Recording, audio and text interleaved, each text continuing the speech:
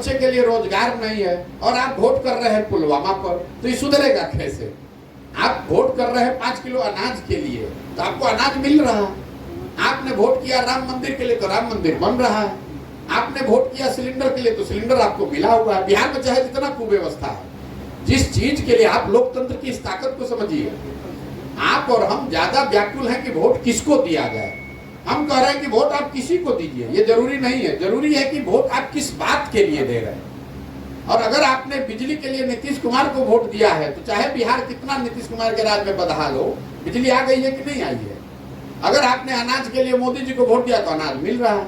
मंदिर के लिए आपने भाजपा को वोट किया तो मंदिर बन रहा है। सिलेंडर के लिए आपने वोट किया तो सिलेंडर मिल रहा है।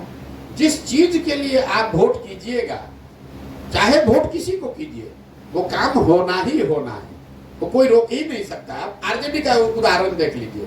आरजेडी तो आज तक कभी 20 वर्ष से 30 वर्ष 27 वर्ष हो गया उनको इस राज्य में, कभी रोजगार का उन्होंने बात नहीं किया।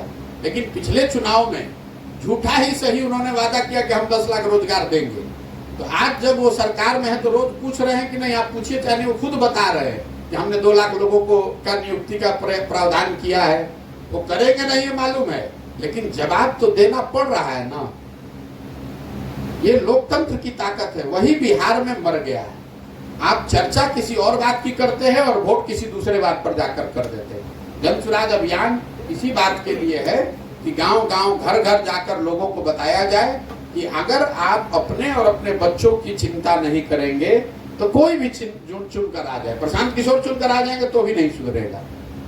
हम तो ये कह ही नहीं रहे कि हम सुधार देंगे, कि हमको वोट दे दीजिए। हम कह रहे हैं कि आप तब सुधारिएगा जब आप अपना सुधारिएगा।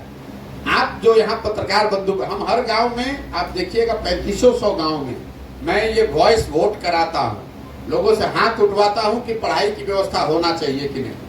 हर जाति, हर वर्ग, हर समाज के लोग कहते हैं नहीं भैया पढ़ाई का व्यवस्था होना चाहिए। और 3500 गांव में मैं कैमरे पर रिकॉर्ड कराकर ये भी पूछता हूँ कि आप अपने बच्चे के सर पर हाथ रखकर बोलिए कि आपने कभी जीवन में पढ़ाई के लिए वोट किया है। तो 3500 गांव में आज तक एक आदमी भी नहीं मिला, एक आदमी भी नहीं मिला जिसने झूठा भी ये बोला हो कि ना भैया हम पढ़ाई के लिए वोट दिए। लोग कह रहे हैं कि हम लोग पढ़ाई के लिए वोट नहीं करते। तो जिस चीज के लिए आप वोट कर ही नहीं रहे हैं वो सुधरेगा कैसे, यही बताने का अभियान है।